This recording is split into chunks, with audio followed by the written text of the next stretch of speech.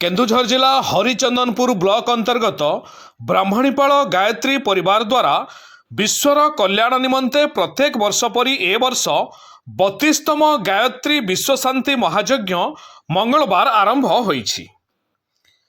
3 दिन धरी चलिबाकु थिबा उक्त कार्यक्रम को केन्दुझर जिलार जड़े विशिष्ट परिवेशविद रमेश चंद्र मिश्र धर्मध्वजा उत्तोलन करी एहार शुभ उद्घाटन करथिले। परे कलश यात्रा रे गायत्री परिवार शताधिक महिला भाग नहीं। कुशभद्रा नदी पानी उठाई ब्राह्मणीपाल बजार परिक्रमा करी यज्ञ मंडप रे पहुंची थिले।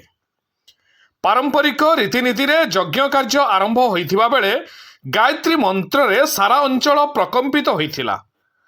अनुष्ठान तरफरु भक्तमानक पई संध्यारे विशिष्ट प्रवचक मीनकेतन पात्रंक द्वारा प्रवचन प्रदान कराजिबार कार्यक्रम रहिछि।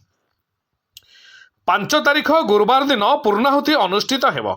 एही अवसर में अनुष्ठानर वरिष्ठ सदस्य संतोष चांद, चतुर्भुज साहू, शिवामृत साहू, महेश्वर शर्मा, श्रीमती विष्णुप्रिया शर्मा, अनुप कुमार कानूनगो, श्याम सुंदर महाराणा, सुभाष चंद्र बेउरिया, प्रशांत कुमार विश्वाल, अंजन कुमार साहू, भरत चांद, ज्योत्स्नाराणी चांद, आशीष कुमार पंडा, ओमकार शर्मा, निर्मल राय, हरिहर राउत प्रमुख उपस्थित रही।